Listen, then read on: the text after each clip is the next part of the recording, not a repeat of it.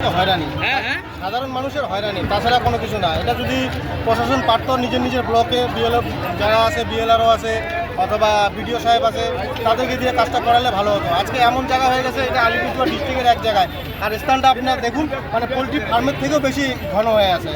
যেখানে poultry farm এরকম ঘন থাকলে পোলট্রি ফার্ম মরে যায়, সেখানে মানুষ কীভাবে থাকবে?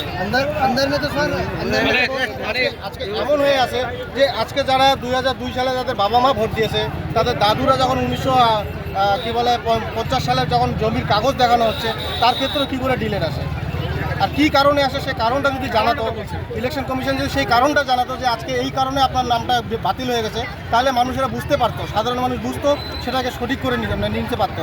আজকে তো সেটা করতে পারতেছে না।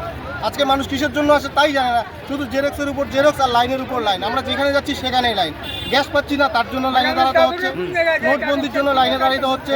আজকে আমরা যে কোনো কাজের জন্য চাই, এসআইআর, আপনি মানে সব কিছুর জন্য লাইনের মধ্যে থাকতে হচ্ছে, তাছাড়া অন্য কিছু নাই। এখন দুই সরকার, মানে আমাদের রাজ্য সরকার বলুন বা যারা কেন্দ্রীয় সরকার আছে, তারা ইচ্ছা করলেই পারতো এই মানুষগুলোকে নিজের নিজের ব্লকে কাজটা করিয়ে নিতে, কিন্তু তারা কোনো কিছু করছে না। কালকে যেমন আমাদের ভারতবর্ষের প্রধানমন্ত্রী নরেন্দ্র মোদী সাহেব আসছিলেন কোচবিহারে, সেখানে তিনি এসআইআর সম্পর্কে কিছু বললেন না।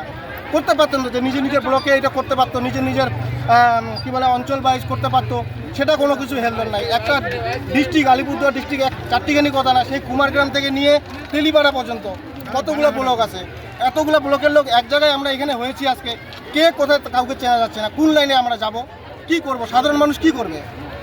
আজকে তো লাস্ট, এখন কেউ বলছে লাস্ট ডেট, সেটা কোনোভাবে এখনো আমরা মানে ক্লিয়ার বুঝি নাই যে আজকেই লাস্ট ডেট। আজকে যদি লাস্ট ডেট হয়, ফর্মগুলোতে পরিষ্কার করে লেখা আছে, এখনকার যে ডিলেট যে লিস্টে আছে সেখানে লেখা আছে যে যেই ডেটে বাইরেছে সেখান থেকে নিয়ে 15 দিন পর্যন্ত,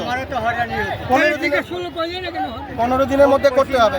তো 15 দিন যদি করতে হয়, আমাদের মাদিরার বিকলা ব্লকে যেটা আসে, আমাদের যেটা লিস্ট আসছে 28 তারিখে, 28 তারিখ থেকে 15 দিন যদি হয়, তাহলে 12 তারিখের মধ্যে হবে।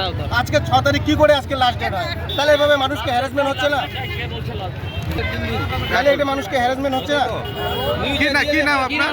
আমার নাম এমডি নূর নবী ইসলাম, মাদারিহাট বিপড়া ব্লক, রাঙালিবান্ধা অঞ্চলের আমি সাধারণ বাসিন্দা, একজন ভোটার।